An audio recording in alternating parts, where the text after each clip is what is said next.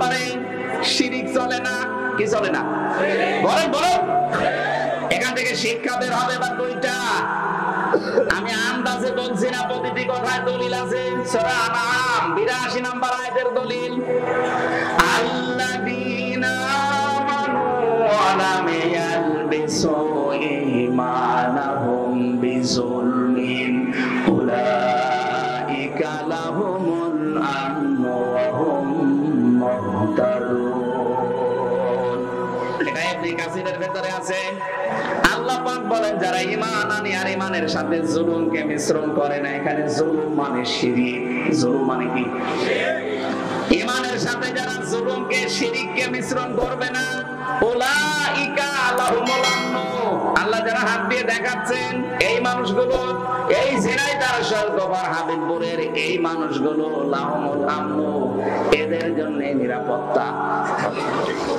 কোন জনপদের লোকেরা, কোন দেশের লোকেরা যদি ঈমান আনার পরে ঈমানের সাথে জুলুমকে, তার মানে শিরককে মিশ্রণ না করে, ওই জায়গাটা নিরাপত্তা দিয়ে দেয় কে? এই বাংলাদেশকে যখন শান্ত শিষ্ট স্বস্তি নিরাপদ এরকম একটা দেশ আপনি বানাতে চান, দাদা বাবু কাকা বাবুদের ইশারায় হবে না, ওই সাদা চামড়াদের ইশারায় হবে না, হওয়া লাগবে শিরক মুক্ত বাংলাদেশ। আরো জোরে, এটা শিরক মুক্ত হচ্ছে বলেন। আরো শিরক যেন করে সেই রাস্তাগুলো 15.5 বছরে মানুষ খুঁজেছিল, মোড়ে মোড়ে মূর্তি তৈরি করে শিরকের কারখানা তৈরি করেছিল, আল্লাহর উপরে আস্থা বিশ্বাস তুলে দিয়েছিল। কথা বলছে না, সার্বভৌম ক্ষমতার মালিক আল্লাহ, এইটা পর্যন্ত বাদ দিয়েছিল। বাংলাদেশ জামাত ইসলামী এইটা বিশ্বাস করতো, এই কারণে তাদের নিবন্ধন পর্যন্ত বাতিল করে দিয়েছিল। আপনি কি মনে করেন জামাত ইসলামী দাড়ি ছোট রাখে এই জন্য তাদের নিবন্ধন বাতিল? ওরা টুপি মাথায় দেয় হালকা, এই জন্য নিবন্ধন বাতিল না। ওরা জাতে মাতাল হলো, পালে ঠিক আছে কাফেররা। এই জালেমদের টার্গেট ছিল এদেশে আল্লাহর উপরে সার্বভৌম ক্ষমতার মালিক মানা যাবে না, যারা মানে তাদের এই কাজে নিষিদ্ধ করা যায়। আপনি টের পান কি কোথা থেকে কি হয়?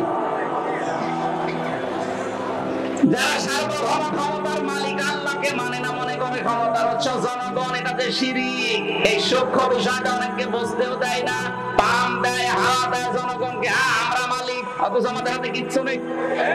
ভোট দেওয়ারই ছিল, সেইটাও কেড়ে নিয়েছিল। কথা বলে না কেন? আমি মনে করছি আপনারা ঠিক বুঝতেছেন। এই বাংলাদেশে আজ যারা ক্ষমতার উৎস জনগণ মনে করেন, তারা কিন্তু শিরক করছেন। কথা বলে না কেন? শিরক যারা করে তারা মুশরিক। কি? এবার শিরক কিভাবে হয়? আল্লাহ যেটা পারে ওইটা অন্য কেউ পারে, এই বিশ্বাস করার নাম শিরক। সন্তান দিতে পারে শুধুমাত্র কে? অন্য কোন বাবাও পারে, এ বিশ্বাস করার নাম। এরকম বিশ্বাস অনেক বাবা, অনেক মা, অনেক বউ করে না, তারা মুশরিক। কারণ আল্লাহ পারে যেটা অন্য কোন বাবা, সে পীরকে, দরবারকে আপনি দিতে পারেন না। আইন তৈরি করতে পারে কে? এটা অন্য কেউ পারে, এই বিশ্বাস করার নাম শিরক। আর শিরক যারা করে তারা মুশরিক। সুতরাং বাংলাদেশে যারা আল্লাহর আইনের বিরুদ্ধে অন্য আইন কায়েম করতে চান, সে যে দলের লোক হন, আপনি কিন্তু শিরক করছেন। আর শিরক করলে আপনি আরো সরি বলেন। আমার মনে হয় এবার অনেকের মন খারাপ হয়ে গেল। আরে ভাই, আমি আপনাকে বাঁচাতে চাই। আমি কোরআনের চোখ লাগিয়ে দেখতে পাচ্ছি আপনি শিরক করে অশান্তির সাগরে ডুবতেছেন দুনিয়ায়, আর মরণের পরে আপনাকে আল্লাহ জাহান্নামে ফেলবে বিনা বিচারে। কারণ মুশরিকদের কোনো বিচার নেই। কথা বলে না কেন? কেন বললাম এটা বলেন তো? ইন্নাহু মাইয়ুশরিক বিল্লাহি ফাকাদ হারামাল্লাহ। অবশ্যই যারা শিরক করবে, সূরা মাইদার আয়াত, আল্লাহ পাক বলেন জান্নাত তাদের জন্য হারাম, আর জাহান্নাম তাদের আসল জায়গা। এই যারা শিরক যেন আমাদের বিশ্বাসে না থাকে। বাংলাদেশ জামাত ইসলামের প্রতি যে তহমতটা এই দেশের অনেক আলেম ওলামা দিয়ে থাকেন, বুঝে কি না বুঝে আমি জানি না, যে তাদের আকীদা ভালো না। কে বলেছে আপনাকে? আকীদা যদি ভালোই না হবে, ফাঁসির দড়ি গলার কাছে ঝুলতেছে, তারপরেও অস্বীকার করে নাই। আপনারা আকীদা এত ভালো, আপনি একটু ফাঁসির দড়ির কাছে যেয়ে দেখেন তো, মা গলায় নেওয়া লাগবে না, শুধু দড়ি এক হাত দূর থেকে দেখবেন, দেখলে আপনার ভেতরে সব শুকিয়ে যাবে।